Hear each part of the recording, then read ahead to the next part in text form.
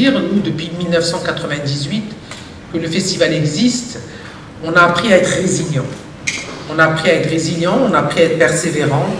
Et donc, finalement, cette pandémie, elle nous a rendus plus forts. On revient plus fort. Nous sommes très heureux de retrouver le festival dans son format habituel, à savoir 3 jours de fête, 3 jours de célébration à Essaouira, cette ville magique qui a toujours abrité le festival et contribué à l'hospitalité et la manière dont le public est accueilli pour vivre 3 jours de bonheur.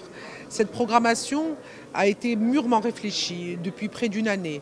Il faut rappeler que nous avons raté 2 éditions à cause de la crise du Covid et que donc le public a été privé de ce bel événement et nous avons donc travaillé pour préparer une belle programmation, une programmation éclectique, cosmopolite, avec différents genres musicaux, de très belles fusions en perspective et un programme très riche, même sur le plan intellectuel, avec un forum des droits de l'homme autour du thème identité et appartenance, auquel participeront des personnalités de pays divers. Et je vous invite à découvrir le programme et tout un ensemble d'activités culturelles dans la ville, des expositions et beaucoup de rendez-vous à ne pas manquer du 22 au 24 juin, Inch'Allah, à Essaouira pour le festival Gnawa. Écoutez, la nouveauté de cette année, je dirais que c'est le retour du festival dans son format habituel et surtout le festival après l'inscription des Gnawa au patrimoine immatériel de l'humanité de l'UNESCO. C'est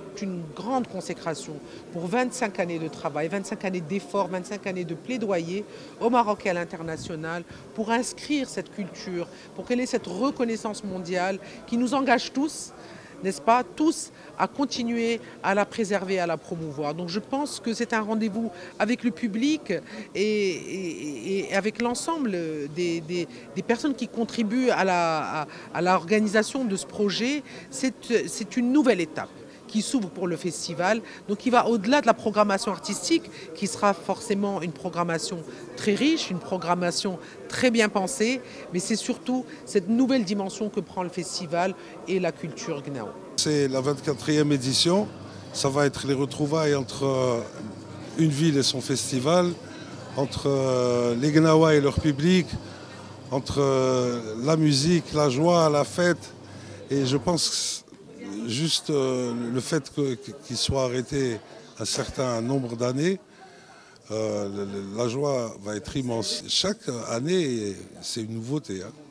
Et cette année, c'est une programmation éclectique avec des fusions inattendues, telles que les Gnawa, qui sont patrimoine de l'humanité, le tambour du Burundi, qui sont aussi patrimoine de l'humanité, vont fusionner ces percussions ancestrales de l'Afrique d'il y a des centaines d'années. Et on va montrer qu'ils parlent le même langage et que c'est... On essaye aussi de donner ce côté au festival.